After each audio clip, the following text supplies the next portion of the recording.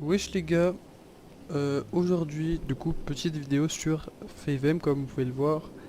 Donc sur cette vidéo aujourd'hui je vais vous présenter du coup Salamandra, la FRP, donc c'est un serveur FaveM whitelist, donc pas en free access, pour avoir une qualité de RP on va dire plus élevée. Donc pour accéder à ce serveur, qu'est-ce qu'il faut faire? C'est donc passer une whitelist en vocal sur le Discord avec un recruteur whitelist. Donc c'est un entretien qui va vérifier vos connaissances au niveau du RP. Et ça nous permettra de dire si vous êtes possiblement apte à rejoindre le serveur ou pas. Voilà, donc là ce que je vais faire, c'est que je vais vous proposer du coup euh, de regarder un peu les jobs principaux du serveur. On va commencer du coup par la LSPD. Donc la LSPD c'est la police pour ceux qui sont pas au courant et qui débutent le RP. Hop, donc nous la LSPD elle se situe ici. Donc jusque je mets ces jobs 4, voilà.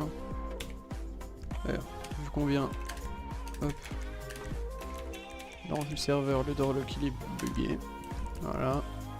Vous inquiétez pas, il n'y a pas de problème normalement, là c'est juste que je viens de lancer mon jeu et que j'ai un peu un PC en carton. Donc dans la LSPD, on a un local de saisie, donc pour déposer les objets que vous récupérez durant vos interventions et déposer les armes. On a des logs pour les saisies, pour regarder, pour pas qu'il y ait des bavures HRP, que les gens prennent des armes là-dedans. Ensuite, vous avez plusieurs tenues, donc pour la LSPD, donc généralement vous serez en manche courte ou en manche longue. Pour les cadets, vous serez en tenue cadet, et pour la section SWAT, vous avez deux types de tenues, une légère et une lourde. On a ensuite des tenues pilote, sport, cérémonie, motard, caillot. Et on peut mettre et enlever le gilet pare-balles. Ensuite il y a les écussons, sergent, etc. Mais ça c'est pas regardant pour le moment. Ça vous sera expliqué quand vous rejoindrez la LSPD si jamais vous voulez la rejoindre. Là on a le bureau du commandant ou du capitaine. Ensuite vers la gauche, là dans ce petit local on a plusieurs salles de réunion. Et on a juste ici, hop, on a le local à armement pour prendre ses armes de service, pistolet, SMG, M4. Ça c'est disponible que à partir d'un certain grade. M4 et SMG c'est des fusils automatiques, normalement ils seront disponibles que pour l'équipe SWAT et pour les grosses interventions où la police sera conjoint ou conviée. En bas du coup il y a les cellules, mais vous devez connaître, sinon je vous invite à regarder une vidéo du mapping plus explicatif que cette vidéo là. Voilà, le doorlock il est bugué parce que cette porte c'est un mapping qui n'a pas été complètement fini. Mais l'autre porte c'est bon, vous inquiétez pas. Hop, vous voyez. Voilà qui est fait. Donc là vous avez le petit bonhomme pour poser une plainte et appeler un agent de police. Donc si vous appelez un agent de police, vous voyez, moi je suis à l'SPD. Votre appel a bien été pris en compte, donc ça veut dire qu'il a bien été envoyé. Et quand tu es à l'SPD, tu as le deuxième message, un citoyen demande un agent de police au poste de police. Voilà. Ensuite, pour ce qui est de l'organisation des jobs au niveau de la map, on a un concessionnaire avec plein d'ajouts de véhicules permanents. C'est-à-dire que vous aurez tout le temps des nouveautés. Donc ça c'est pas du tout le concessionnaire, c'est l'auto-école. Le concessionnaire il est ici. Donc c'est on ajoute en permanence, les développeurs ajoutent en permanence des nouveautés pour qu'on soit à l'actu. Que ce soit avec les DLC ou avec les nouveaux véhicules du coup, de GTA Online. Donc il y aura tout qui sera ajouté en permanence. Et si jamais vous avez envie d'ajouter un véhicule au concessionnaire, vous faites un ticket et vous envoyez toutes les ressources nécessaires, le dossier stream, etc. Et on pourra du coup ajouter ce véhicule. Ensuite, donc là c'est le concessionnaire, vous verrez comment ça marche, de toute façon vous n'avez pas besoin de savoir, ça sera expliqué par le concessionnaire directement. On a un parking central où vous pouvez sortir vos véhicules et les rentrer à partir de ce petit pont là pour sortir les véhicules et de ce petit pont là pour les rentrer. Donc, je vous montre, vous prenez votre véhicule, vous allez là et hop, vous le rentrez, pardon, il n'y a rien de plus simple, c'est tout con. Et c'est plutôt simple. Ensuite, on a un mécano, donc sud. Il est là. Hop, on a un mécano sud. Là, ici. Hop, on a un mécano donc dans la ville, donc ce qu'on appelle le mécano sud pour les petites réparations et les trucs on va dire plus minimes. Voilà, petit problème de FPS ici. Et on a ensuite un mécano situé dans le nord. On va aller jeter un petit coup d'œil. Hop. Voilà. Donc le mécano nord, merde. Le mécano nord, c'est quoi? C'est donc pour tout ce qui est custom de véhicules, couleurs, moteur, carrosserie, jantes, roues, etc. Enfin tout ça c'est disponible, vous vous rendez ici. Vous regardez qu'il y a bien un mécano disponible et s'il y a un mécano disponible, il fera votre custom avec les prix du coup de l'économie.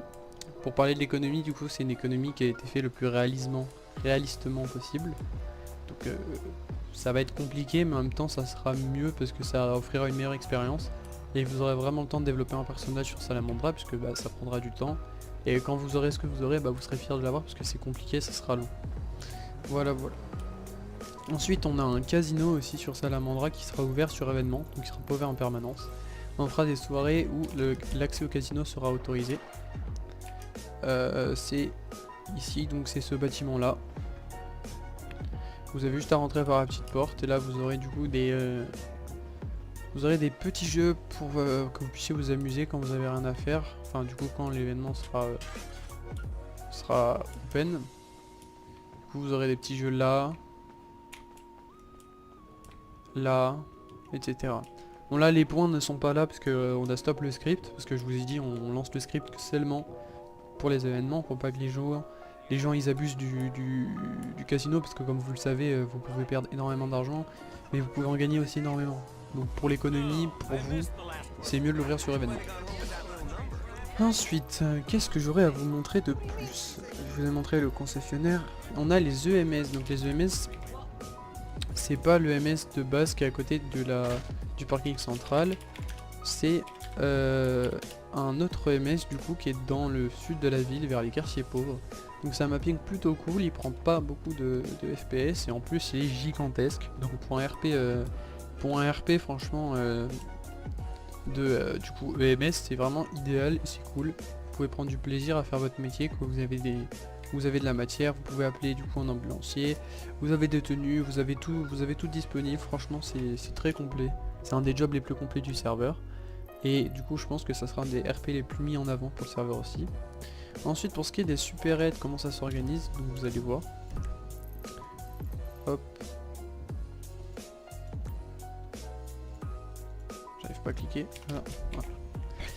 Pour les super aides, comment ça s'organise, pour les braquages, etc. Ils font un nombre de flics minimum en vie. Donc ça sera baissé puisque la dernière fois bah, ça là c'était pour quand on tournait à 80 joueurs. Donc on a des trucs beaucoup, tu vois. Il n'y a pas assez de... Il n'y a pas assez de flics. Il faut minimum 8 policiers en ville pour braquer. Ça c'était parce que... Enfin il faut 8 personnes qui sont 7 jeux police qui sont connectées en ville. Et ça c'était parce qu'avant vous tournez à 80 joueurs, donc il fallait au moins qu'il y ait une patrouille disponible, etc. Et ça sera baissé quand on aura moins de joueurs et ça sera augmenté d'ici bah, du coup la hausse de joueurs. C'est pour qu'il n'y ait pas d'abus de braquage, etc. Pour que ça soit réaliste encore une fois. Pareil on peut braquer certaines banques. Pour le fonctionnement des banques je vais vous montrer. Et là je vais spawn sur un toit. Hop.